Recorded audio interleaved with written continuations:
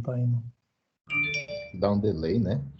Demora para começar, mas agora começou. Beleza, pessoal, boa tarde. O que eu quero começar a falar aqui hoje com vocês é sobre entrada e saída,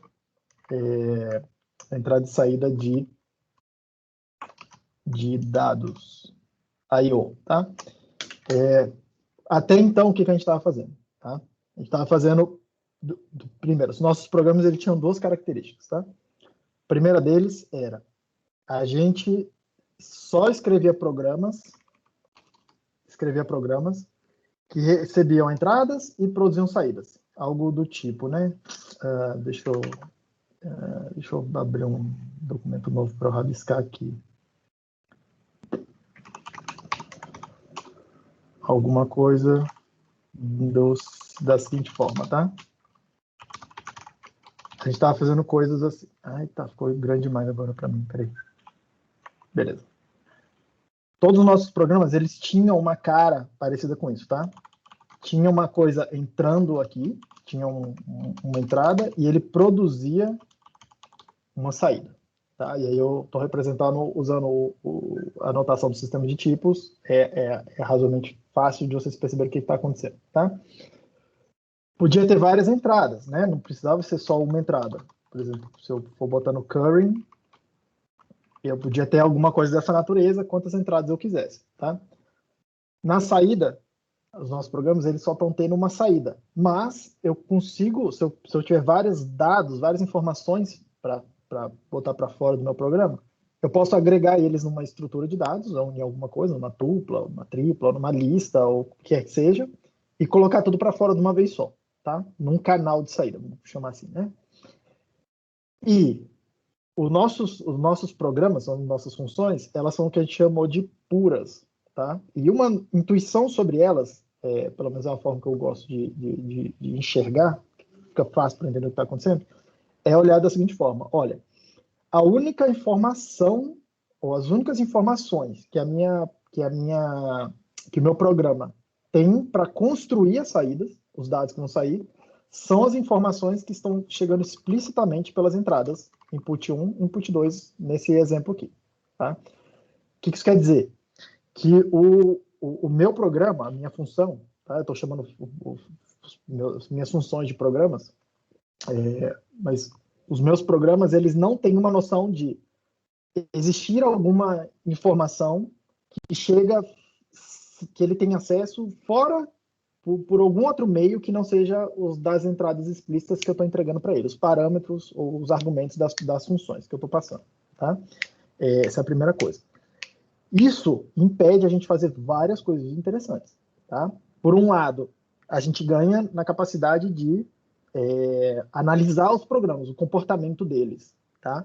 Porque a gente sempre sabe o que ele tem para trabalhar e a gente sempre, tipo assim, não tem nenhuma surpresinha lá, não tem nada escondido que ele acaba fazendo e você não tá vendo, tá?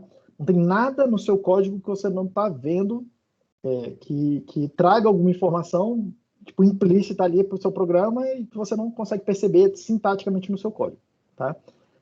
Isso te permite raciocinar de uma forma muito localizada, tá? Quando você vai construir o seu programa, porque eu estou escrevendo um programa, e aí cada programa, cada função é um programinha muito pequenininho, e eu fico pensando só o que eu faço. Beleza, é um problema muito específico, as entradas são esses aqui, os dados que eu vou receber são esses aqui, o que eu vou fazer na saída com eles. Tá? Permite modularizar muito o raciocínio na hora de construir código, tá? Construir os programas. Segunda coisa que a gente ganha com essa característica é que a gente consegue construir formas muito disciplinadas de combinar programas pequenos para formar programas grandes. Ok?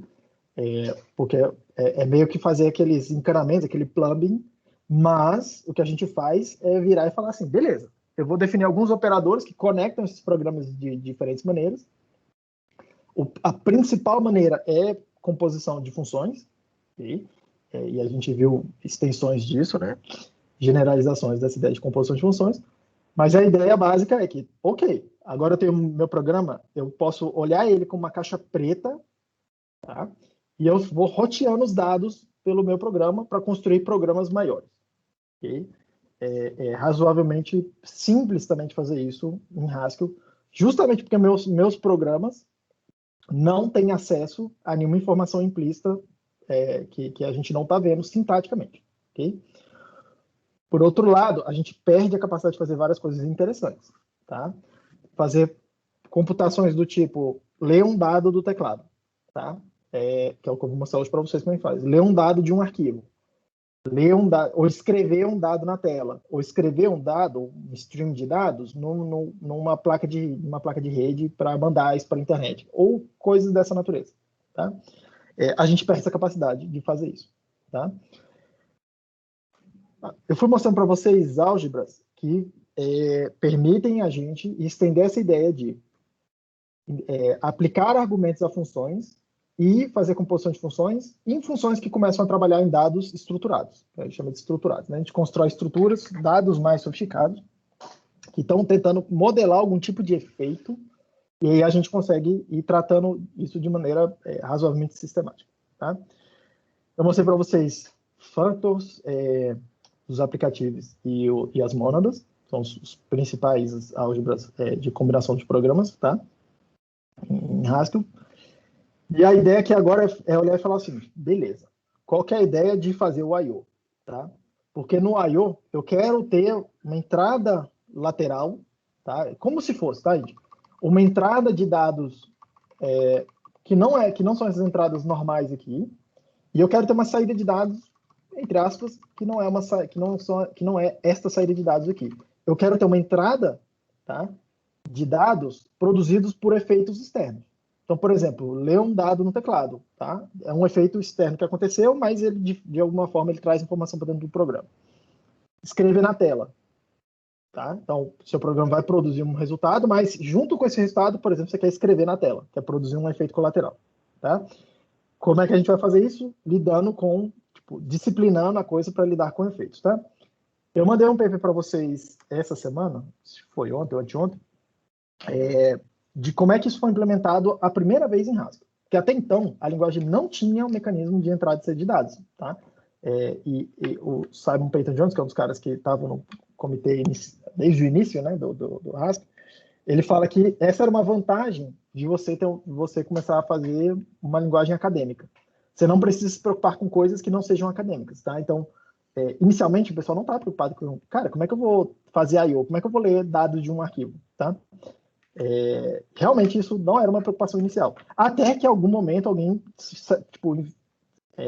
veio com uma boa ideia para poder fazer isso, tá? Usando essa ideia de mônadas, okay? Para poder disciplinar essa ideia do I/O. E aí eu mostrei para vocês que, inicialmente, o que eles faziam, tá?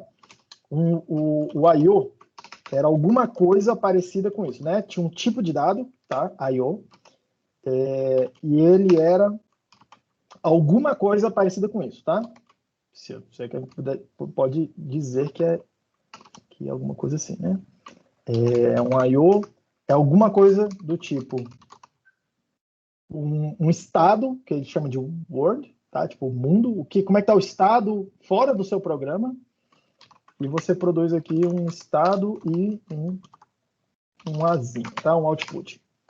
Que é a mônada state, aquele ST, o State Transformer, que eu estava mostrando para vocês até agora, que permite a gente modelar meio que a ideia de uma máquina de estados, né? Que eu vou executando a computação e ela tem uma ordem para acontecer e eu consigo carregando essa informação para frente comigo, né? É a ideia de uma máquina de estados, tá? Inicialmente, a implementação era alguma coisa nesse sentido, tá? Só que perceba, o State Monad, tá? A gente fazia um Szinho e a gente usava esse Szinho aqui. O programador, ele podia escolher qual era o tipo do estado que ele estava carregando. Aqui no I/O, tá? É como se alguém já escolheu isso para você. Tá? Inclusive, se você for lá, abrir o código-fonte desse tipo I/O, vai ter alguma coisa parecida com isso que está escrito aí. Só que você nunca vai encontrar a definição desse tipo aqui, o Word. Tá? Porque lá por baixo dos panos, o que ele está fazendo? O que está acontecendo? Ele é um conjunto de metadados, ele carrega um conjunto de metadados que o Runtime System, que é uma parte é um pequeno programinha que o compilador vai grudar no seu programa quando ele fizer a compilação da coisa. Ele gruda duas coisas, tá? Com esse runtime system, né? Essa coisa que vai ficar olhando esses metadados e executando o I/O para você, do lado de fora do seu programa, tá? De maneira transparente para você. E o garbage collection, para fazer o gerenciamento de memória. Okay? Só que na prática, então repare, tá? É um state monitor, então na prática o que vai acontecer, a gente vai lidar com o I/O aqui, em Haskell, usando o que a gente viu de mônadas. E lembrando, tá? Mônadas são aplicativos e mônadas são functors. Então, tudo que a gente viu aqui até agora, a gente vai poder usar aqui hoje, né? A partir de agora, tá? O que eu vou começar a mostrar para vocês a biblioteca básica me dá algumas construções básicas e a ideia é que a gente vai construindo, a partir dessas funções um pouco mais primitivas, funções mais complexas. E é isso que eu vou fazer aqui com vocês hoje, tá? Um detalhe, aliás, 2 detalhes de lidar com I/O em Haskell especificamente, tá? Repare que se eu tiver se eu conhecer os construtores do meu tipo de dado, eu posso ir fazer pattern matching. Nada me impede de fazer pattern matching, tá? Então, por exemplo, quando eu faço maybe, sei lá, alguma coisa assim, né? Data, maybe, a é igual a um just a ou nothing. Quando eu escrevo isso, tá? O que eu estou falando é que, olha, eu posso escrever uma função, vou chamar de f, tá?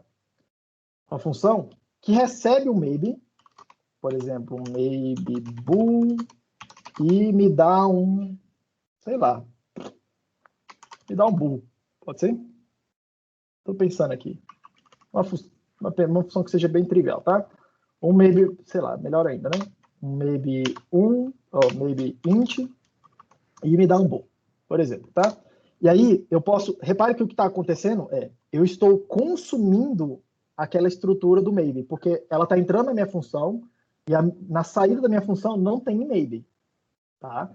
Então, de alguma forma, a minha função, ela tem que conseguir entrar lá no maybe, desempacotar isso e tomar uma decisão com base naquela estrutura que ela está vendo. A gente faz isso usando pattern matching, tá? Então, por exemplo, eu posso vir aqui escrever algo da seguinte natureza, né? Se chegar o nothing para mim, eu digo que é falso, por exemplo, tá? Se chegar um just x, que é a segunda possibilidade, eu escrevo que é um verdadeiro, por exemplo, tá? E aí, repare, o que eu fiz ali? Com o pattern match me permitiu pegar a minha caixa, entre aspas, a minha caixa, pegar a minha estrutura e desencascar a minha estrutura, desfazer a minha estrutura, tá? Tipo, entrou o maybe e eu perdi o maybe na saída. Não tem maybe na saída, se vocês repararem aí. Eu só consigo fazer isso, e eu queria chamar muita atenção para vocês, a gente só consegue fazer isso quando a gente tem acesso aos construtores do tipo que a gente está trabalhando, tá? Então, no meu caso aqui, o maybe, eu tenho acesso a esse cara. Okay? No tipo I/O, a gente não vai ter acesso a esse tipo aqui, ao construtor do I/O. A gente nunca vai ter acesso a ele, tá? Pelo menos não, assim, o programador, o usuário que dá linguagem. Claro que tem bibliotecas, tipo do compilador especificamente, tá? Na biblioteca padrão, que te permitem construir novas funções, novos I/Os, para você poder fazer I/O com coisas diferentes, tá? Não só abrir arquivos, não só interagir com a tela, com o teclado, mas, por exemplo, se conectar no banco de dados. Alguém programou isso, tá? Tá em alguma biblioteca. Então, você consegue fazer. Mas a ideia básica é que o usuário do I/O, eu como usuário de qualquer coisa que me dá um I/O, eu não vou conseguir fazer pattern matching para poder descascar o I/O. Então, a ideia aqui é que, tá? A lição, né? A conclusão dessa primeira ideia aqui. Eu não vou conseguir tirar o dado de dentro da estrutura, tá? Como eu fiz ali com aquela função f. O maybe é uma estrutura, eu consigo tirar um dado de dentro dele e fazer alguma coisa. No I/O, eu nunca vou conseguir tirar o dado de dentro dele, tá? E eu estou sendo muito enfático no nunca e estou mentindo um pouquinho. Tem como tirar o dado lá de dentro, mas a ideia é que você nunca faça isso, tá? Então, já que eu não tenho acesso aos construtores, eu não consigo construir uma função que extrai o dado de dentro do I/O. Seria essa ideia de fazer o pattern matching, tá? Então, por conta disso, a gente é forçado a usar essas outras álgebras de functor, de aplicativo, de mônada, porque elas nos permitem construir funções que trabalhem com os dados, por exemplo, com o dado do tipo azinho, tá? E, por exemplo, injetar uma função dentro do I/O com um functor para transformar um azinho para um bzinho. Isso eu consigo fazer, mas eu não consigo tirar ele de dentro do I/O. Okay? Essa é a ideia central da brincadeira, né? Vamos ver exemplos para poder ficar mais claro. Tá? O primeiro exemplo que eu queria trazer para vocês aqui é esse, tá? Tem algumas funções básicas, deixa eu carregar o... Tem algumas funções básicas já na biblioteca, tá? Você vai lá no Rect, abre a documentação do Prelúdio, lá pelo final tem uma seção de entrada e saída de dados, ele vai expor lá para você aquele data IO-azinho. Não vai dizer para você como são os construtores, mas ele vai te dar algumas funções que te permitem construir dados I/O, tá? Sem diretamente fazer pattern matching na coisa. Então, por exemplo, tá? Uma função que tem lá é uma função que chama getChar, e o que ela faz é me dar uma estrutura I/O que eu sei que de alguma forma, tem um char lá dentro. Mas eu não gosto de pensar no I/O como uma caixa, tá? Lembrando disso. Isso aqui quer dizer o seguinte, I/O char quer dizer que na hora que eu executo essa função getChar for executada, ela vai produzir efeitos. Eu não sei quais efeitos, podem ser muitos efeitos, uma sequência de efeitos, tá? Mas, eventualmente, ele vai produzir todos os seus efeitos e, eventualmente, o resultado de tudo isso vai ser um char. E vai estar encapsulado dentro dessa estrutura que a gente está chamando de I/O. Tá? Eu tenho a função, por exemplo, put char, que pega um char do lado de fora, tá vendo? Eu entrego um char para ele e ela produz para mim um efeito. Tá? Ou uma sequência de efeitos, né? O I/O não precisa ser um efeito só, pode ser uma sequência de efeitos, tá? Mas ele vai produzir os seus efeitos e vai produzir um resultado. Repare que esse tipo abre e fecha, como se fosse uma tupla vazia, tá? O nome dele é unit. Ele é como se fosse esse tipo aqui.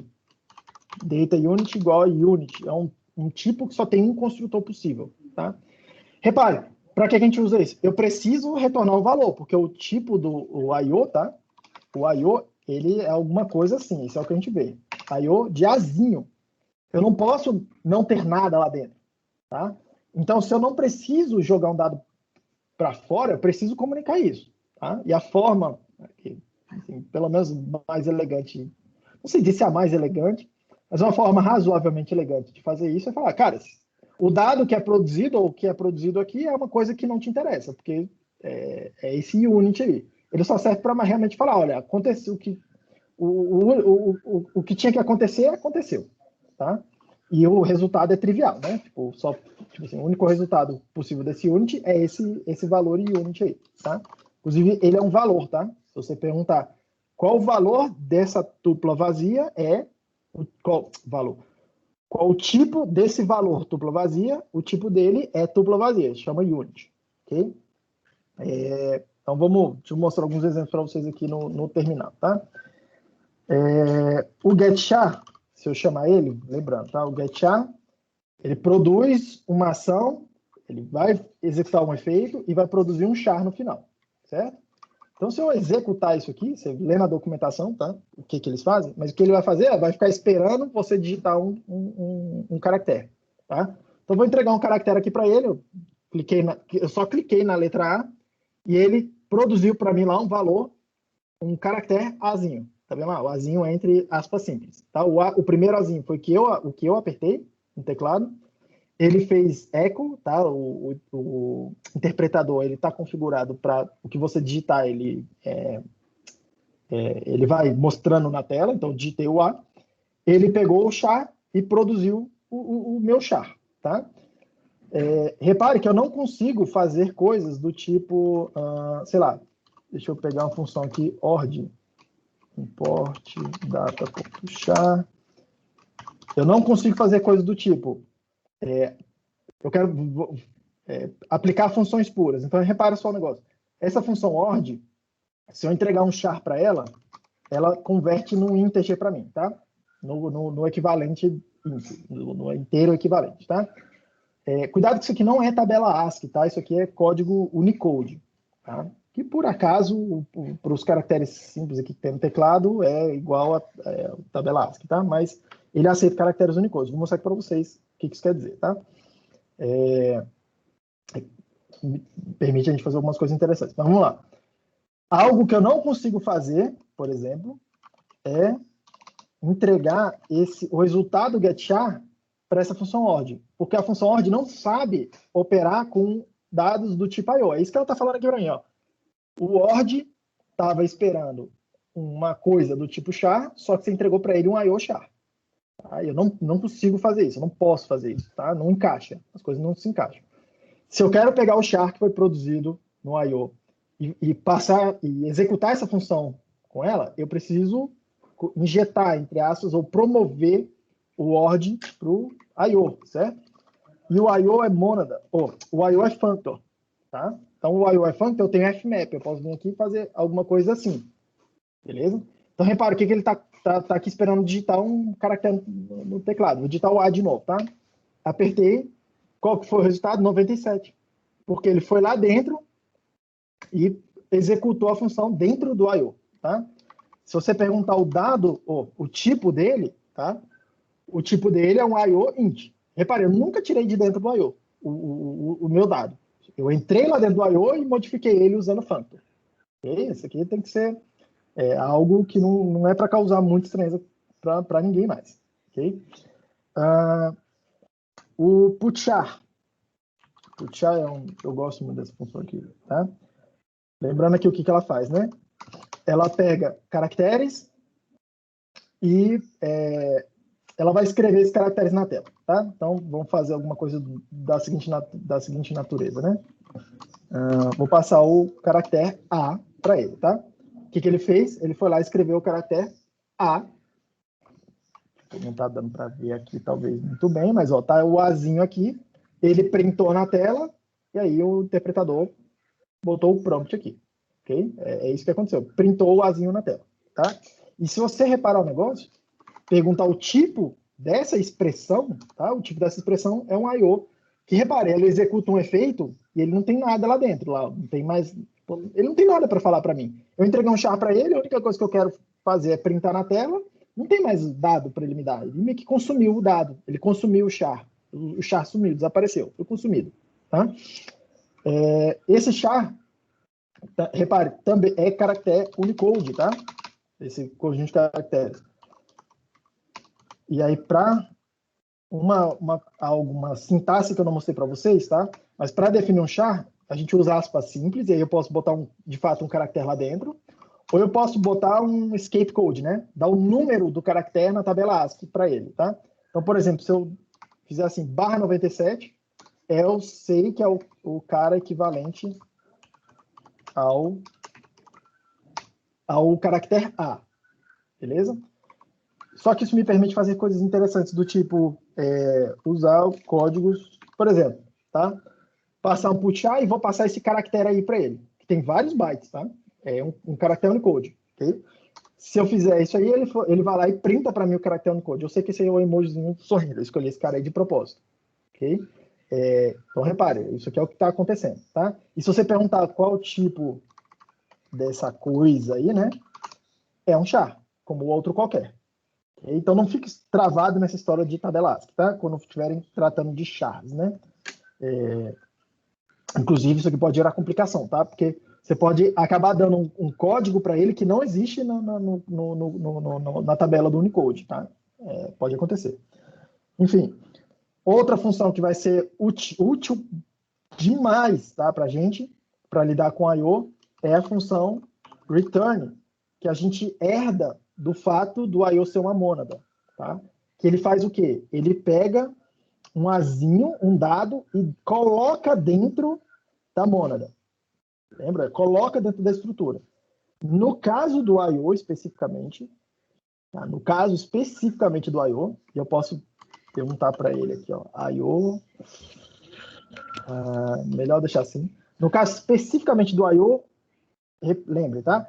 Ele vai pegar um dado, vai colocar dentro do I/O sem produzir nenhum efeito. A ideia do return não é ficar produzindo efeitos. É só colocar dentro da estrutura para você poder fazer a cascata de dados andar todo mundo dentro da mesma mônada. Tá?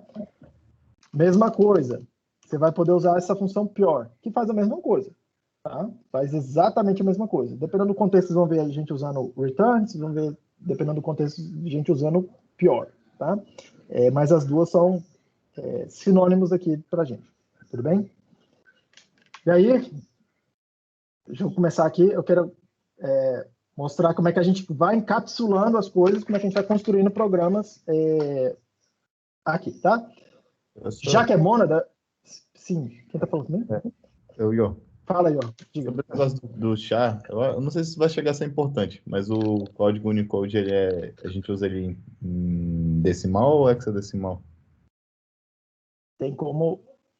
Cara, aqui está escrito em decimal, 128.512, mas eu acho que tem como passar o número em hexa também. Certeza, Edil. Eu acho que o 97 que você passou tá em hexa, viu? Pois é, o Não, 97... mentira. Não, 97 tem decimal, é 61, né? Eu que fiz o contrário, 61 em hexa que é o A. Agora tá certo. Esse 61 aqui tá em hexa e decimal, 97 em decimal. Esse aqui tá em decimal. É só você pensar aqui, ó, que quando eu fiz ord, getchar, não sei o que, ele me deu um int, tá? E na hora que ele printa na tela, o int, ele printou 97, tá em base 10. É verdade. Tem alguma forma de passar para ele em hexa. Eu realmente nunca aconteceu comigo. É porque eu não fico lidando com esses caras aqui assim, Você tá? experimentou botar barra X? Nunca experimentei, pode experimentar. Quanto que é esse número grande em hexa? Não, bota 61, pô. Bota barra X61, que é o A. Não, isso seria H, né? Não, X. Ele tá falando que o 2 não existe, olha lá, ó.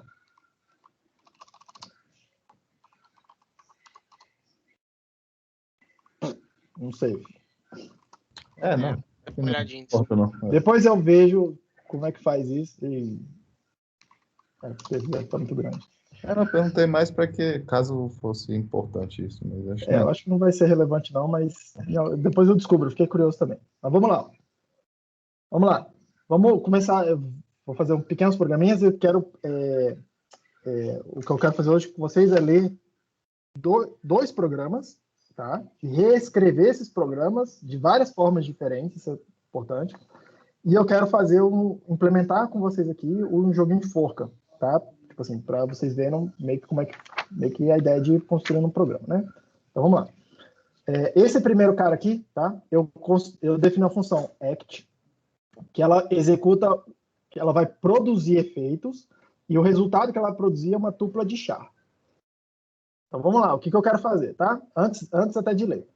Eu quero receber no teclado 3 caracteres, pegar o primeiro e o último, pegar o primeiro e o terceiro, botar numa tupla. Então eu quero ler 3 caracteres no teclado, jogar fora o do meio, e o primeiro e o terceiro, botar dentro de uma tupla, tá?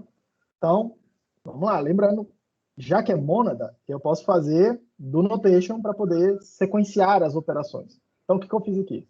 Fiz um getchar primeiro, botei o resultado dele no X. Lembrando que, na hora que eu faço essa setinha, esse X que está aqui, ó, entre aspas, está fora do I/O. Você pode pensar nele como se ele já estivesse fora do I/O, descascado do I/O. Você tem acesso ao char mesmo que está aqui dentro. Tá? É isso que você tem que pensar aqui. Porque isso aqui vai virar... a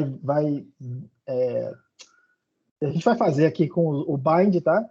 Ele vai virar uma coisa que tem um lambda X para poder receber esse dado aí. E aí você tem acesso a esse cara, tá? Meio que fora do I/O. Vamos lá. Depois, eu fiz um getchar e não guardei o resultado dele em lugar nenhum. Mas repare, na hora que eu faço o getchar, ele executa o efeito, tá? Depois na sequência, o que vai acontecer? Eu vou executar uma terceira vez o getchar, vai produzir um terceiro efeito, tá? Eu vou guardar o resultado no Y, o resultado desse terceiro efeito aí. E aí eu estou fazendo return para poder pegar os dados x, y, estou botando dentro da tupla, e estou fazendo essa tupla que está escrita aqui, ó, x, vírgula, y, é uma tupla normal, uma tupla pura, vamos chamar assim, tá? Esse x é um char, esse y é um char, essa tupla do jeito que está aqui é uma tupla de char com char. Tá? Esse return, o que ele está fazendo? Ele está pegando essa tupla, encapsulando dentro do I/O, porque o resultado da minha ação, né, o resultado da minha função, tem que ser um I/O de alguma coisa. E o resultado da sequência do notation aqui, tá? Na sequência do bloco do, vai ser o último efeito que aconteceu. Tá? E aí, o que eu fiz aqui na main, tá? Eu construí uma... Ah, tá, vamos lá, porque hoje a gente vai começar a compilar códigos, tá? Por isso que eu abri o terminal ali. Eu construí uma função que chama main, o tipo dela eu declarei como um I/O de Unity, tá? E para você fazer um executável, tem que ter uma função que chama main, e o tipo dela tem que ser esse daqui, I/O de Unity, tá? Ela vai ser a primeira função que vai ser executada quando você chamar seu programa. É isso que vai acontecer.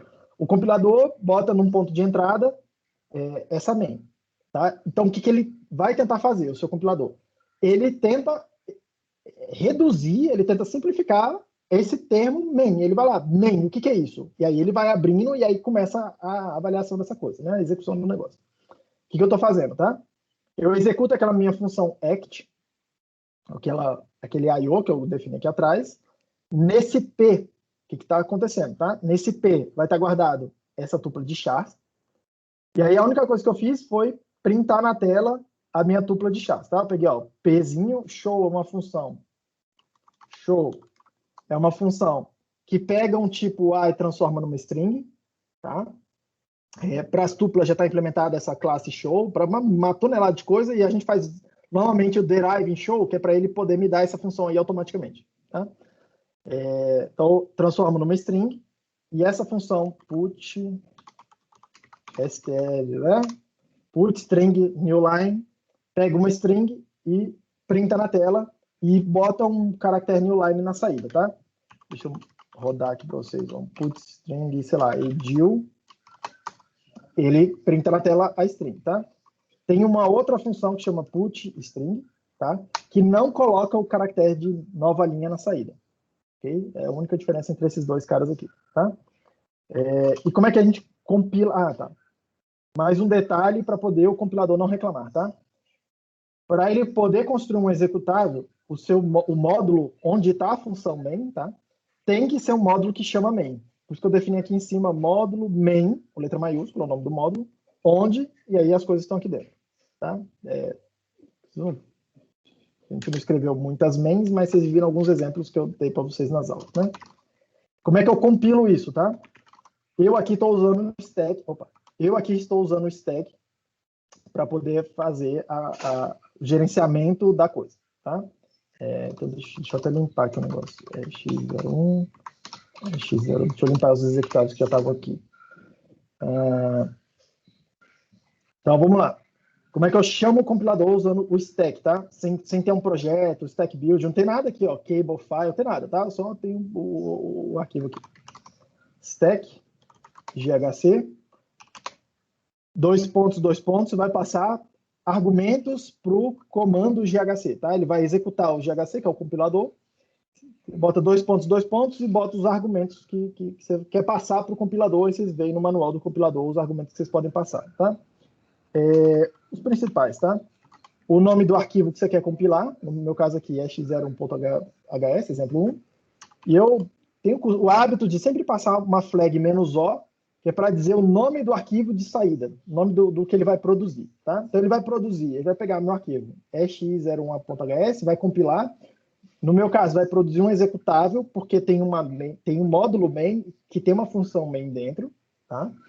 E ele vai linkar, vai fazer tudo o que precisa fazer e vai construir um executável que chama x01, tá? Então, executei, ó lá, compilando, linkou, beleza.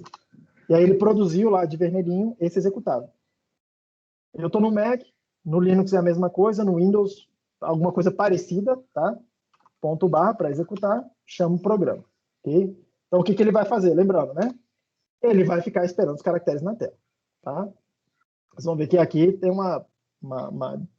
o interpretador e o compilador, eles têm semânticas ligeiramente diferentes. Vou mostrar aqui para vocês agora. Eu vou rodar. Estou rodando, meu programa está rodando. Vou digitar o primeiro caractere, Lembrando que ele espera 3 caracteres, né?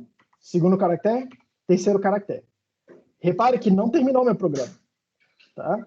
Se eu der Enter, ele foi lá e leu os caracteres, tá? Pegou o primeiro, descartou o segundo, pegou o terceiro, colocou na tupla, e era isso que eu estava esperando, e aí terminou o meu programa porque ele não tinha mais nada para fazer, tá? Acabou o bloco da main, certo? Algo que no código compilado acontece, a gente vai ver algumas como dar uma mexida no terminal, controlar melhor o terminal, tá no programa compilado, mas algo que acontece é ele me permite passar mais caracteres do que ele esperaria, tá? Mas ele ainda assim faz a coisa correta. Ele pegou os 3 primeiros caracteres, jogou fora o segundo, pegou o primeiro e o terceiro e fez a coisa correta, ok? Se eu estivesse rodando isso aqui no interpretador, TechREPL, para rodar a mesma coisa no interpretador, tá? Vou carregar meu arquivo no interpretador, ok? Tem um módulo main, tem uma função main que eu posso executar como qualquer outra função, tá? Então, pum, chamei a main, tá? Digitei o primeiro caractere, o segundo, o terceiro. E repare que dentro do interpretador a semântica é um pouquinho diferente, tá? A semântica é ligeiramente diferente. Quando eu terminei de digitar o terceiro caractere, ele imediatamente consumiu as coisas lá, terminou aquele act lá, né? E disparou a coisa toda e terminou, continuou, não precisei apertar Enter, ele não me permitiu digitar mais caracteres. Então, lá no começo do curso, eu falei que o interpretador tem algumas diferenças semânticas com relação ao compilador, tá?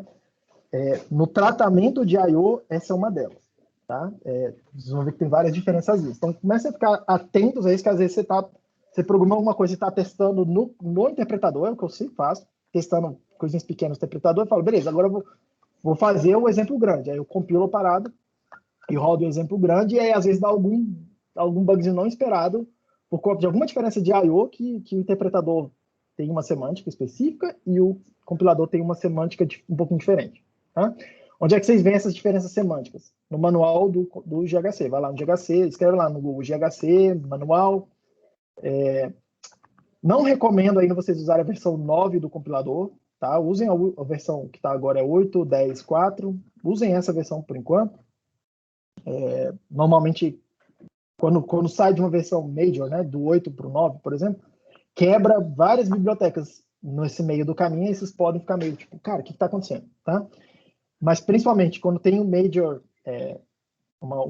update, né, por exemplo, isso está acontecendo da versão 8 para a versão 9 do compilador, o prelúdio muda e ele pode quebrar, tá? Você pode estar querendo fazer alguma coisa, a sintaxe da linguagem pode ter mudado um pouco, e aí, enfim, tá?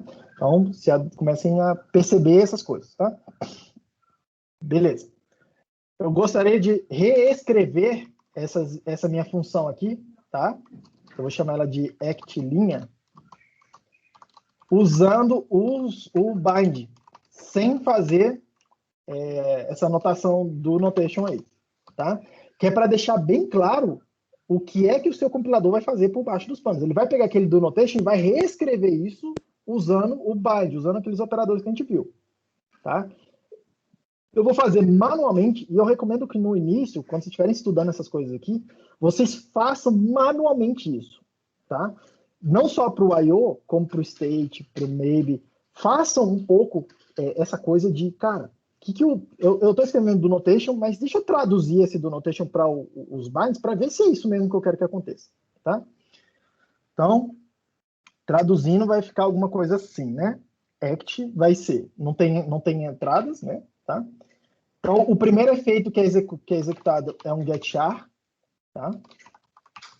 E aí vou pegar o resultado do getChar e vou passar para uma função, tá? E o que essa função tem que fazer? Ela vai pegar o resultado do getChar e vai bindar, né? Como é que eu falo, cara? Vai mapear isso numa variável X, tá? Usando o lambda. Foi assim que a gente foi fazendo. Lembra que do lado direito do bind eu preciso passar uma função para ele, tá? Eu vou quebrar a linha, só para não ficar uma linha muito gigantesca, mas na hora que eu escrevo lambda alguma coisa, essa setinha aqui, ela vai capturar tudo que aparecer para o lado direito até o final da linha, tá? Tudo que aparecer agora à direita dessa setinha aqui, ó, tá, é o corpo desse lambda x que eu estou escrevendo, ok? Cuidado com a indentação. Isso é outra coisa também a se atentar, tá? Porque a indentação em Haskell aqui, principalmente aqui no do Notation aqui, ó, é muito sensível, tá? Então, eu gosto de alinhar todo mundo na mesma coluna quando estou fazendo isso. Segunda coisa que eu preciso fazer um segundo getchar, certo? Que eu vou passar o resultado disso para alguma coisa. Repare que o segundo getchar, eu não quero capturar o resultado dele, eu só quero executar o efeito e jogar fora a parada. Se eu quero jogar fora, eu não preciso de um lambda para isso. Tá? Então, vou fazer... Aliás, espera aí. Vamos por partes, tá? Eu vou chamar de n, tá? Para não confundir ó, com x, y que eu dei nome ali atrás. Eu vou dar bind aqui. Depois a gente vai limpando, para ficar mais claro. Terceira coisa que está acontecendo. Eu faço um terceiro getchar e boto o resultado de uma variável que eu estou chamando de y.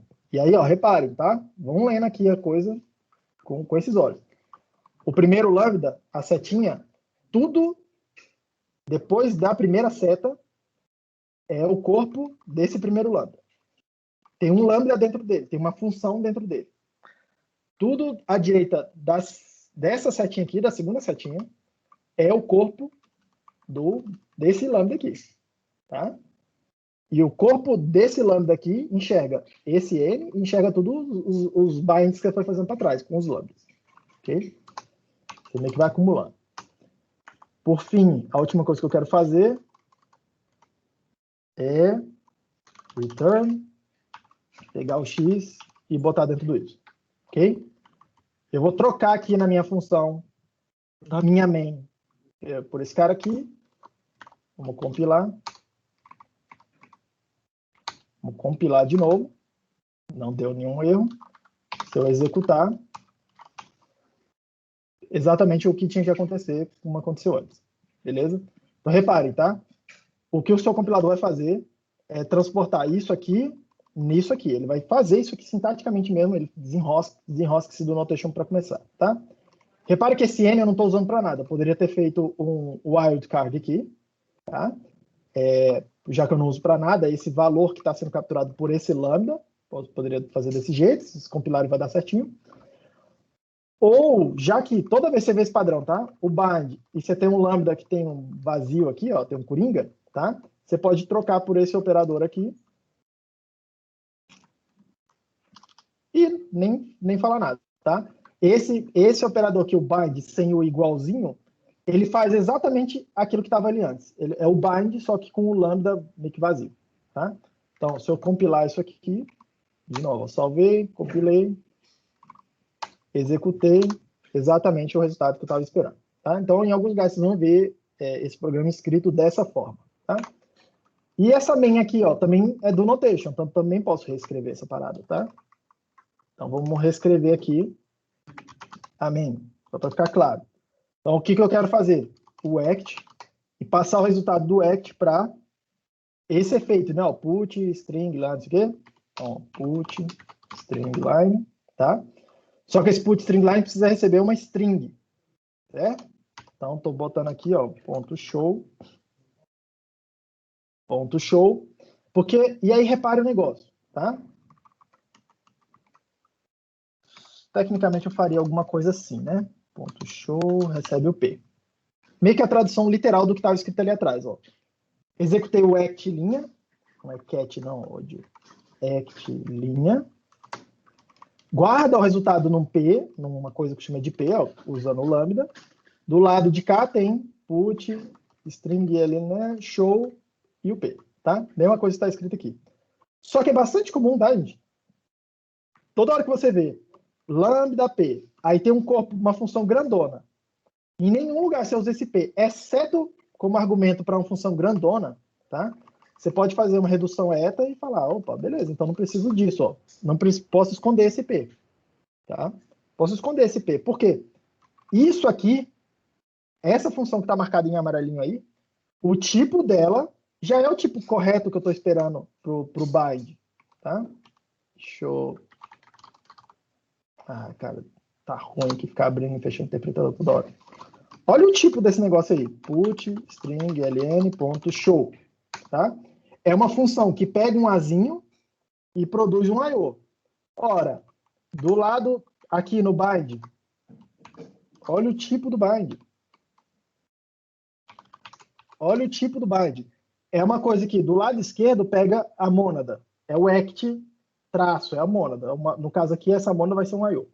Do lado direito, eu preciso entregar para ele uma função que tem essa cara, ó, azinho para mônada, que no meu caso é I/O. E a função que eu estou entregando para ele é azinho para mônada.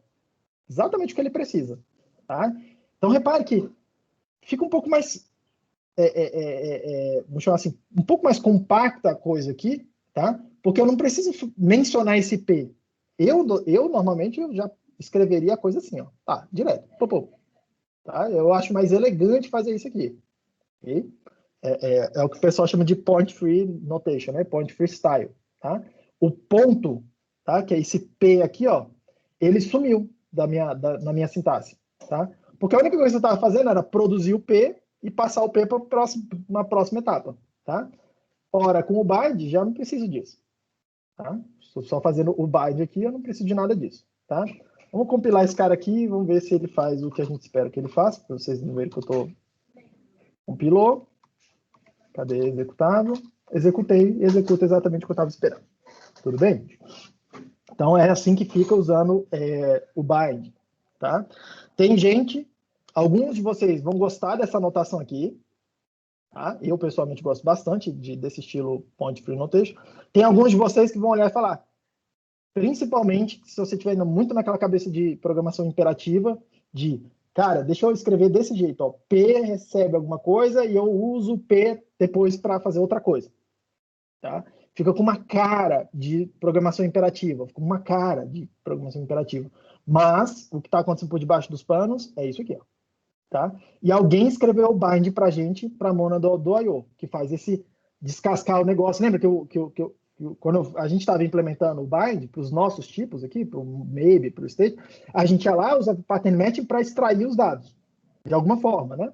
Ou a gente executava o estado e extraía o dado lá dele, tá? Produzia o dado de alguma forma.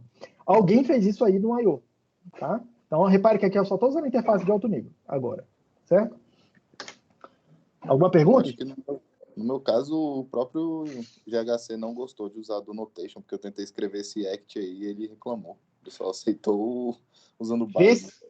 Provavelmente, alguma coisa você está fazendo que está bagunçando o layout, tá? Por exemplo, vou mostrar aqui um negócio para vocês. Copiei igualzinho e ficou falando, unexpected do block. Não sei o que é. Mas, ó, vou mexer na indentação aqui, tá? Repara, ó, não está mais alinhado no primeiro bloco, né? Se eu vier aqui, ele vai lá para mim e fala, cara, unexpected do block em function tal, não sei o quê, que é o erro. Tá? Quando aparece isso aqui para mim, eu já vou lá mais ou menos no lugar onde ele marca aqui, ó, linha 4, mais ou menos no lugar, e falo que em torno dessa linha aí tem algum problema de layout, provavelmente, tá? Como é que eu, pessoalmente, gosto de fazer? Eu uso dois estilos, tá? Ou eu faço assim, e aí eu alinho todo mundo aqui, na mesma linha, já começo a primeira linha do bloco aqui, ou eu pulo a linha, e aí eu boto todo mundo para cá, principalmente se esse bloco for crescendo muito para a direita, tá? Isso aqui funciona. Beleza? Mas muita atenção, é muito sensível à indentação aqui, ao layout, tá? Principalmente agora usando... É muito sensível. Eu estava exatamente para trás. É muito sensível, tá? Então, quando vocês encontrarem isso aí, unexpected, do bloco, alguma coisa assim, e uma coisa para chamar atenção, tá? É bem comum hoje em dia o compilador ele falar para você habilitar algumas extensões para resolver algum problema que ele encontrou.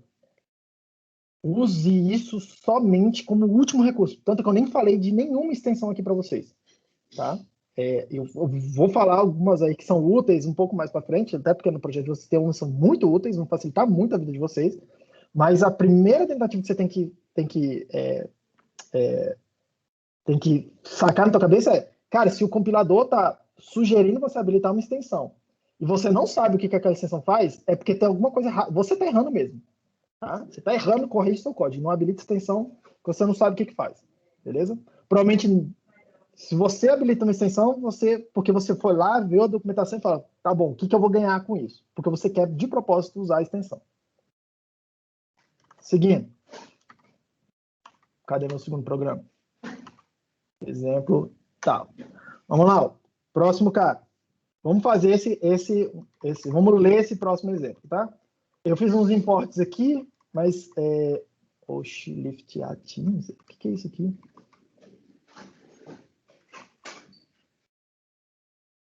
Tem alguma coisa errada aqui. Ele vai até reclamar se eu compilar isso aqui. Vamos lá. Tem alguns imports aqui, mas já eles vão aparecer quando eu for reescrever, tá? Vou deixar aqui por enquanto.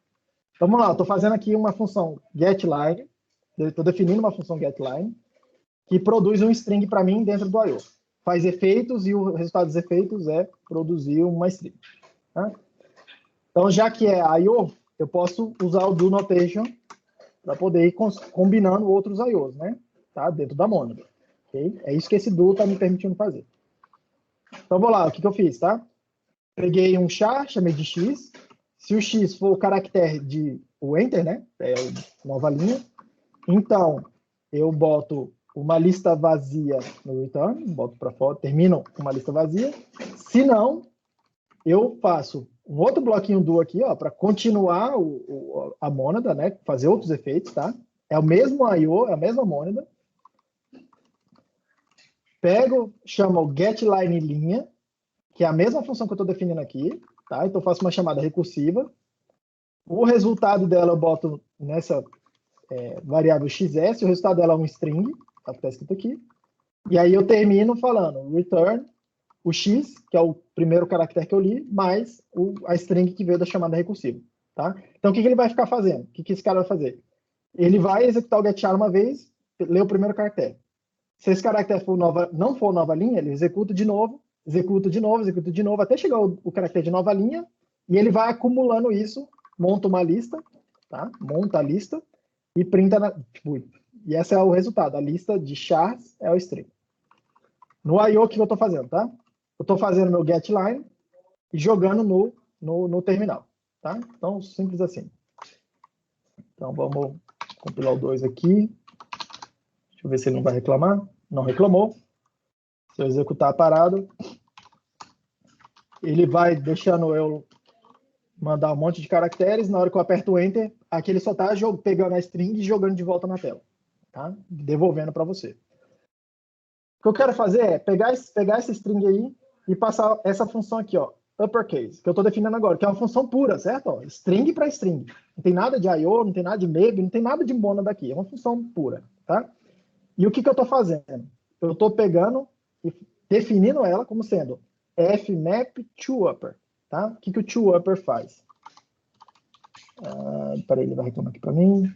Oxi. Fora do interpretador. Import data.char. O que essa função toUpper faz, tá? Pega um char e converte num char. Pega um char, um caractere minúsculo e converte num caractere maiúsculo. Okay? É isso que essa função faz. O que o fmap faz? O fmap vai dentro da estrutura e vai aplicando essa função dentro da estrutura. Lembrando que uma string é uma lista de caracteres. Tá? Então, quando eu faço toUpper e passo uma string para ele,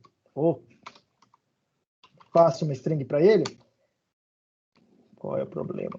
Opa, aqui fmap, né? Fmap toUpper, blá, blá, blá. Ele vai em cada caractere e aplica aquela função toUpper. Beleza? Por isso que aquela função lá, fmap toUpper, pega uma string, fica esperando a lista de caracteres e produz uma lista de caracteres. Tá? Então, vamos lá. O que eu quero fazer aqui é modificar isso para poder fazer o getLine aí, pegar a string, usar uma função pura dentro do contexto do I/O e depois pegar o I/O e fazer. Beleza, agora eu vou colocar o resultado para fora. Tá? Então, vamos lá. Então, o que eu preciso fazer aqui, de alguma forma, alguma coisa aqui no meio, certo? Capsular isso. Eu vou pegar a linha primeiro, vou fazer alguma coisa, e aí o resultado dessa coisa eu boto no putString. Então, para pegar o resultado, tá? Para pegar a linha que veio ali do getLine, certo? Lambda S, tem disponível uma string. Ok? Eu vou usar a minha função lá, ó, uppercase S. O resultado disso é uma string. Só que se eu tentar compilar isso do jeito que está aí, ele vai virar para mim e falar, cara, essa sua coisa aí, ó, uppercase S, não sei o quê, não tem o tipo correto. Porque você está me dando uma coisa que é uma lista e eu queria um I/O. Tá? O contexto que você está me dando é diferente. Lembrando que o I/O é mônada e a lista também é mônada. Tá? Então, o que ele está fazendo é tentando interpretar as coisas mais gerais possíveis. Né? Eu estou dando para ele uma mônada do lado de cá. Uma função que pega uma S, pega um Azinho e produz a mônada. Tá? A lista é uma mônada. Só que é uma mônada diferente do I/O. Okay? E aí ele, pô, deu pau. Não sabe mexer com isso aqui dessa forma. Tá? O bind do lado esquerdo, a mônada do lado esquerdo, tem que ser a mesma mônada que vai ser produzida do lado direito. Eu não consigo mudar de mônada aqui, só com o bind. Tá? Para isso eu preciso de outras coisas. Como é que eu faço, então, para encapsular isso aí, tá? Esse resultado dentro da mônada que ele está esperando, né? Return. Tá? Então, se eu fizer isso aqui, agora ele falou, opa, peraí que agora alguma coisa errada. Ah, perdão. Isso aqui tudo tem que estar entre parênteses, por conta da precedência desses operadores aí. Agora ele vai falar, beleza. Opa, beleza, isso aí eu sei o que é. Tá? O que está entre parênteses aqui é uma função que pega o S, uma coisa, tá? Passa o meu S para minha função uppercase. Lembrando que o S já é o I/O descascado, o que tiver dentro do I/O descascado. Tá? É a string que foi produzida aqui. Ó, essa string que está aqui. Eu apliquei a minha função, que é string para string, a função pura. Encapsulei ela de volta no I/O e passei para frente. Tá? Passei para frente. Foi isso que eu fiz. Tudo bem? Professor, Sim. dá para fazer por composição de função isso aí, não? Claro que dá. Opa, agora você foi do jeito que eu gosto, Eduardo. Olha só. Não sei se é exatamente o que você pensou, mas return uppercase eu posso fazer uma função só, certo? Alguma coisa nessa linha, né? Nessa linha aí, tem que ter um ponto aí no meio mesmo. Beleza. E aí, repare, ó, isso aqui funciona, tá? Você vai lá, compila, funciona, faz exatamente a mesma coisa que estava escrito antes. Só que, olha só, aquele padrão lá acontecendo, ó, lambda S, uma função, e a única coisa onde esse S aparece é passando como parâmetro. Cara, eu posso cascar isso fora. Porque isso aí dentro do parênteses já vai ter o tipo certo. Tá? Beleza? Vamos olhar. Então, nesse caso, até o parênteses é necessário, mesmo com composição. Até o parênteses desnecessário? Não, eu não sei se ele é necessário, isso que eu tô perguntando. Nossa, até o parênteses. O parênteses foi desnecessário. Eu, pessoalmente, teria deixado o parênteses. Ah, ok, eu teria tirado. Tá? Aí é estilo. Ó, vamos ver aqui se ele tá fazendo o que eu queria. Pronto. Tá fazendo o que eu queria. Beleza. Tem como melhorar, Eduardo? Tá? Essa agora é uma questão. Tem dois estilos de coisas que vocês podem fazer. Tá? Uma razoavelmente imediata, eu faria isso, tá? É pegar esse return uppercase aqui e encapsular ele numa função. Vou chamar assim de uppercase I/O. É isso aí. O tipo disso aí é I/O. É string para I/O string, certo? É o tipo desse treco. Oh, caramba, onde foi parâmetro terminal? Onde foi parâmetro? Pronto. É string para string. E aqui no meio eu boto esse uppercase I/O. Seria uma outra alternativa. Tá? Talvez um pouco mais limpa. Alguns de vocês vão falar, tá um pouquinho mais limpo aqui, tá? Faço uma função que encapsula essa coisa, tá? Só que olha só, repara uma coisa aqui, Eduardo. Repara uma coisa aqui, tá? E isso aqui é meio que um padrão, tá? Padrão que acaba acontecendo. Toda vez que vocês virem isso aqui, acontecendo, ó, o bind e do lado direito do bind tem o return, tá? Toda vez que vocês enxergarem essa coisa aí, tá? Ou, em resumo, né? Toda hora que aparecer alguma coisa do tipo m, bind, return, ponto, f, tá? Que é exatamente o que está acontecendo lá, né? GetLine é o m, tá? Um valor dentro da mônada, bind, return, ponto, uma função, tá? Toda vez que vocês virem isso daqui, ele imediatamente vocês têm que remeter ao aplicativo, tá? Porque esse padrão aqui é o típico padrão do aplicativo. Que é tipo assim, que? Como assim, professor? Qual é esse aplicativo? Esse aqui é um padrão. Toda hora que você vê isso aí, meio que te indica. Eu não vou ficar aqui abrindo, porque eu quero continuar um exemplo mais sofisticado, tá? Mas toda vez que você vê esse padrão aí, bind com return composto com uma função pura, o aplicativo é suficiente para resolver esse problema aí. Você não precisa da Monad para resolver esse problema aí, tá? Ai, professor, como é que eu faria isso então? Faz assim, ó. Faz assim. Cadê o meu exemplo? Você vai substituir. Deixa eu comentar isso aqui para ficar menos poluído.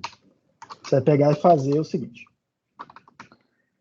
Pior, a função f que está do lado de cá, tá?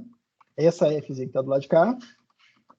E aí você tasca o aplicativo e injeta essa função dentro da mônada aqui, né? Ó, dentro do aplicativo aqui no caso, tá? E aí, eu só vou passar isso aqui para o put. O resto que tinha antes continua como era antes, tá? GHC compilou.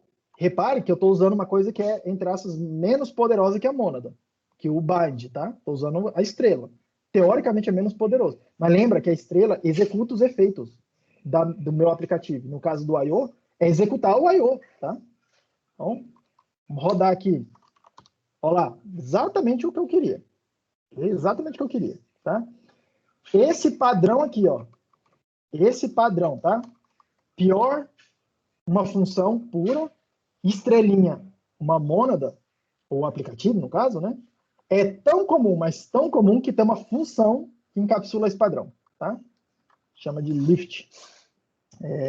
Lift A, tá? A definição desse lift A é assim, ó. F-A, pior, F, estrela com A, tá? Então, por isso que eu importei esse módulo aqui, ó, o lift A daqui dentro, porque aí eu posso ainda reescrever isso aqui como sendo, tá? Lift A, o Azão é de aplicativo. É a minha função pura aqui, cadê? O getLine. Exatamente a mesma coisa. Alguns de vocês vão argumentar que está mais poluído, ou que, cara, professor, agora eu tenho que saber o que é esse getLine, o lift A. Realmente tem que saber, mas você vai guardando alguns padrões aí ao longo do tempo, tá? Alguns de vocês vão argumentar que está um pouco mais limpo o código, tá? Porque o que você está fazendo? Pegando uma função pura, combinando com o efeito, usando por meio desse lift, tá? Por meio desse lift aqui, ó. Pá, lift A. Tudo bem, gente? Alguma dúvida aí?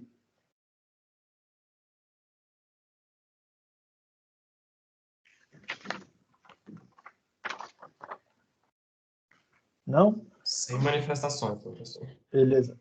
Eu vou precisar fazer um intervalo de uns 2 minutinhos aqui. Aproveitem para tomar uma água e aí a gente já retoma rapidinho, tá?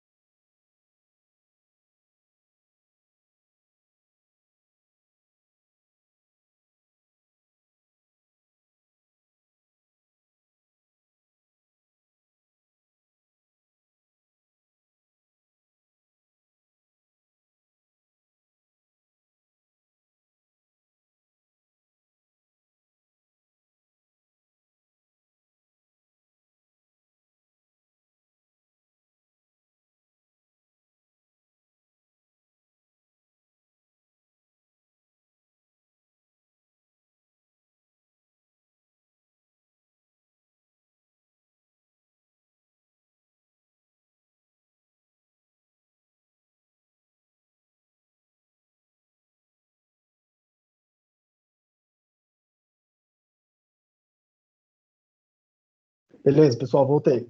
Ninguém surgiu com uma dúvida aí não, né? Ctrl X, novo, hangman.s.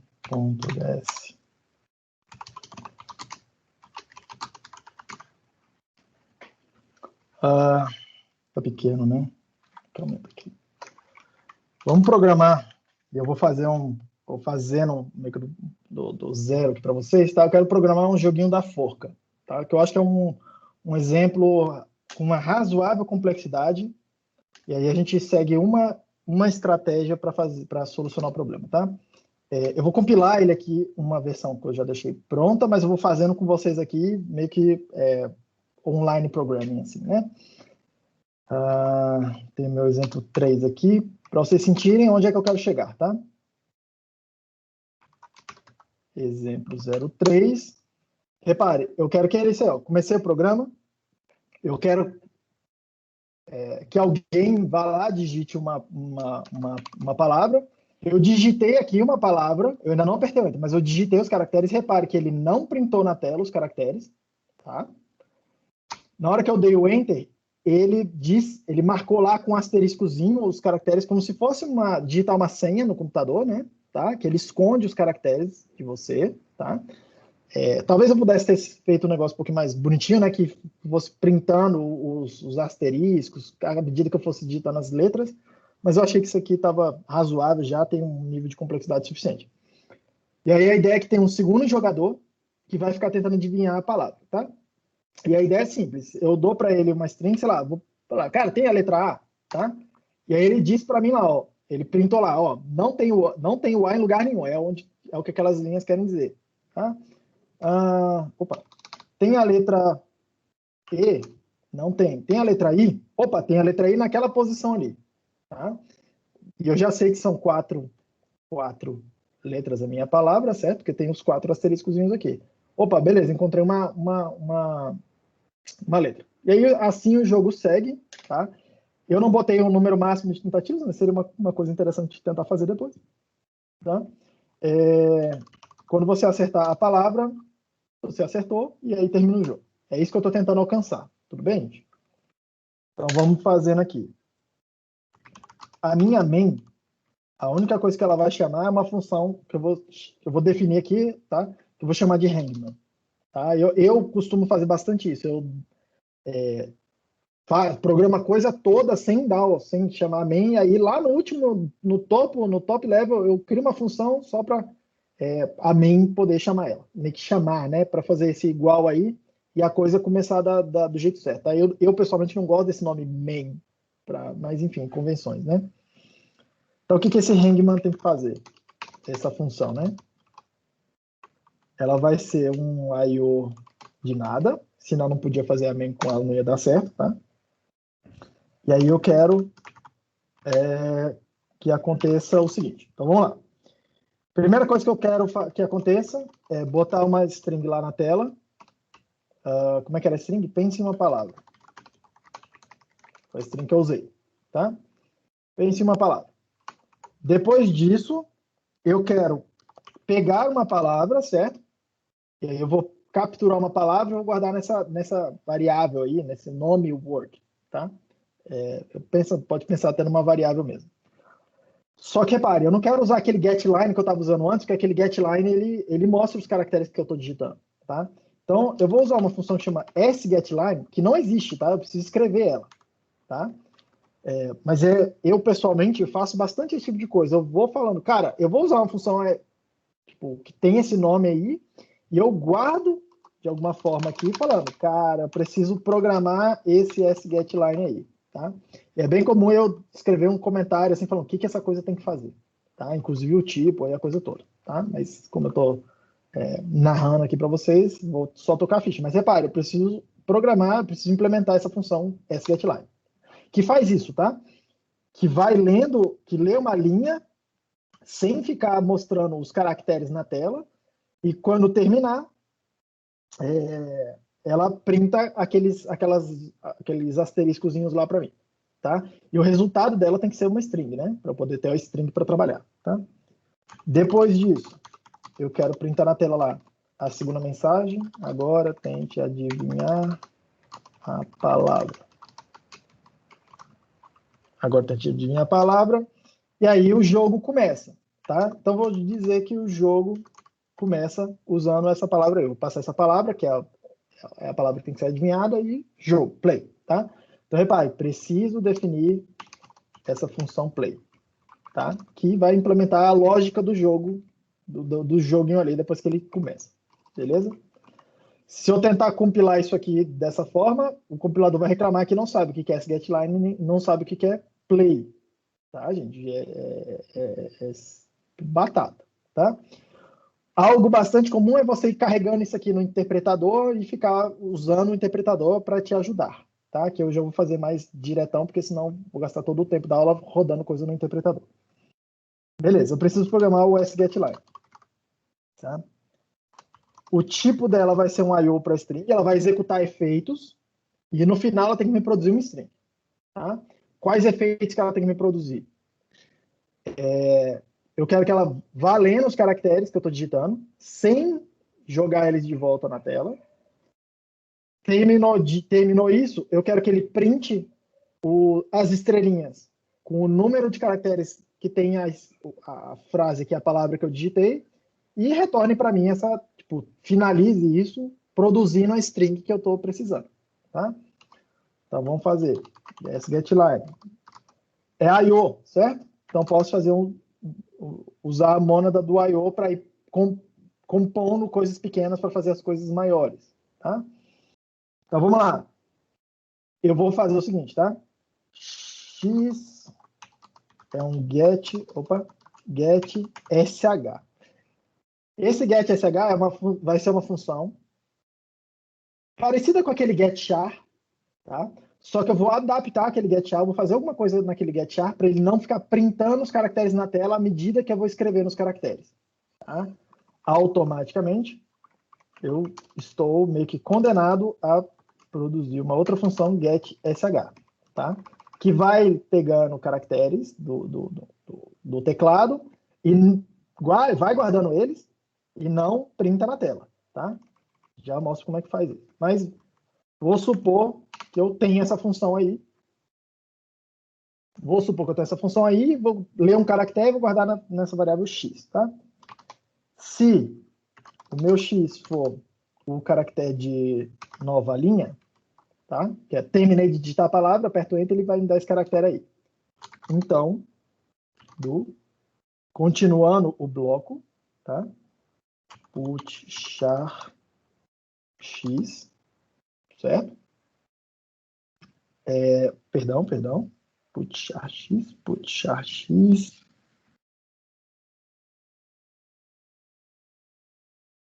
Isso mesmo. Se vier o caractere de nova linha, tá? Qualquer momento, se vier o caractere de nova linha, eu printo esse caractere de nova linha na tela para poder pular a linha, tá? Para poder ficar o negócio organizado. E eu return a lista vazia, tá? Ou, no caso aqui, é string que eu tenho que retornar. Então, eu vou retornar uma string vazia, ok? Podia até escrever assim, ó, fica mais simpático, tá? Tem gente que prefere escrever dessa forma. Vou deixar assim.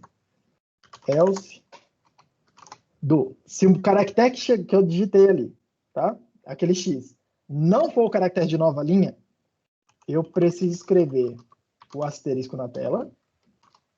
Eu vou guardar aqui, ó, XS. Eu vou fazer uma chamada recursiva nessa mesma função para poder ler outros caracteres, tá? Então, vou continuar aqui getSline, beleza? Para eu poder puxar o restante da string, uma nova string, né, com a chamada recursiva, tá? Vou acumulando isso aí e no final das contas eu quero retornar xs, tá? O x é o caractere que eu li entrei na função. Ele vai ler um caractere x. Se o x não for o /n, eu boto na tela um asterisco, produzo o efeito, faço a chamada recursiva, vai puxar outro caractere, coisa toda vai terminar numa string, e aí eu acumulo isso na string final.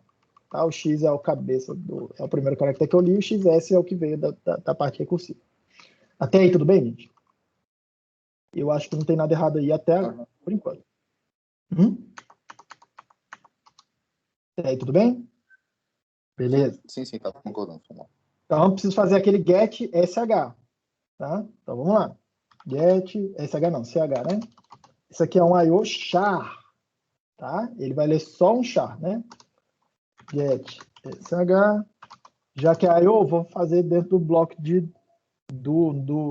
um bloco aqui desse aqui de do notation para facilitar escrever as coisas dentro do IO, tá? Quando eu escrevo do, certamente é alguma coisa dentro de uma mônada. Qual mônada? A mônada que eu estou indicando para ele aqui, ó, IO. Okay? Se eu não disser nada para ele, tá? Se eu não disser qual é o tipo para ele, ele vai tentar inferir. Nessa aqui de trás, ele até consegue inferir, porque o get char, o resultado tem a ver com esse get, sei lá, o put char aqui, ó, que eu estou usando, a mônada dele é IO. Então, ele vai acabar inferindo aí que, no final das contas, é a IO string, é a mônada, tá? Mas pode ser que o seu compilador tenha um tempo difícil tentando inferir um tipo, por quê, tá? Ele vai tentar inferir o tipo mais abstrato possível para o que você está fazendo. E aí pode ser que ele infira um tipo que você não consegue entender, tá?